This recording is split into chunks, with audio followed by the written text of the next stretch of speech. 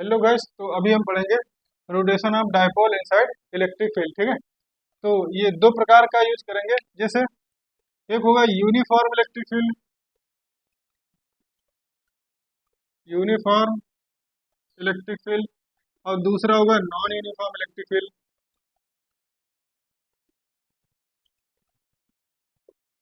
Non uniform electric field. Uniform electric field बनाते हैं पहले यूनिफॉर्म इलेक्ट्रिक फील्ड।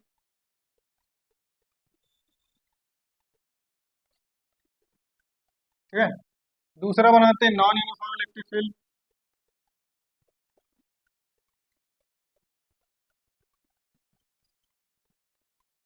ये है नॉन यूनिफॉर्म इलेक्ट्रिक फील्ड। साफ साफ दिख रहा होगा। इसमें लाइनें जो है कम ज्यादा दूरी पर है, और इसमें देखो प्रॉपर डिस्टेंस पे। ठीक। अब इसमें एक डायपोल रखते हैं। ठीक। डायपोल रखेंगे, जैसे मान लो कि ये कोई डायपोल है। ये डायपोल जो होता है इसका ये मान लो कि ये पॉजिटिव है और दूसरा वाला ये नेगेटिव है। इसमें भी यही डायपोल रख देते हैं, सेम डायपोल इसमें रखते हैं। ये माइनस और प्लस, उल्टा भी रख सकते हैं, कोई दिक्कत नहीं है, पर रोटेट कराना पड़ेगा। ठीक। अब तुम ये बताओ जरा, ये जो डायपोल है ये यहाँ से इलेक्ट्रिक फील्ड वेक्टर से किसी एंगल पर रखा है, थीटा एंगल पर रखा है। ठीक। और डायपोल मोमेंट जो होता है, क्या होता है? डायपोल मोमेंट, इसकी जो डायरेक्शन होती है हमेशा माइनस से प्लस की तरफ होती है। तो याद रखेंगे dipole moment P, dipole moment P. इसके बीच और इलेक्ट्रिक फील्ड के बीच जो एंगल बनता है यह है थीटा। यहाँ पर भी ऐसे ही, यहाँ पर इलेक्ट्रिक फील्ड ई और डायपोल मोमेंट, इसके बीच में एंगल थीटा। ये डायपोल मोमेंट पी और इलेक्ट्रिक फील्ड ई, इसके बीच का एंगल क्या है? थीटा। उम्मीद है बात समझ गए होगे।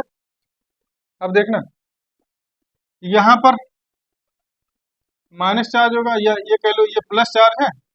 इलेक्ट्रिक फील्ड हमेशा प्लस से माइनस की तरफ बनती है, माइनस की तरफ बनती है। तो इलेक्ट्रिक फील्ड में जो प्लस चार्ज होता है उस पे जो है फील्ड की डायरेक्शन में फोर्स लगेगा, इसको कहेंगे एफ।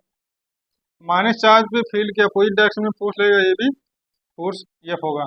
अच्छा, ये दोनों फोर्स इक्वल है और अपोजिट है, तो यहाँ पर जो नेट फोर्स होगा एफ नेट बराबर जीरो। पर टॉर्क जो है जीरो नहीं होगा, ये वाला फोर्स उधर और ये वाला इधर, दोनों मिलकर इस डायपोल को क्या कराएंगे? रोटेट कराएंगे। ठीक है।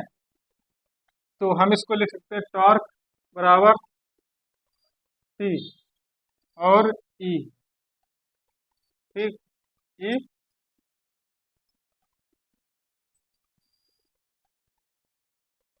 क्रॉस ई क्रॉस ई, या फिर ऐसे लिख सकते हैं ई ई साइन थीटा। ठीक है। दूसरा, यहाँ अगर इसकी बात करेंगे तो ये भी क्या है? डायपोल मोमेंट और इलेक्ट्रिक फील्ड के बीच एंगल। यहाँ पर जो फोर्स लगेगा वो एफ लगेगा, यहाँ पर भी फोर्स क्या लगेगा? एफ लगेगा।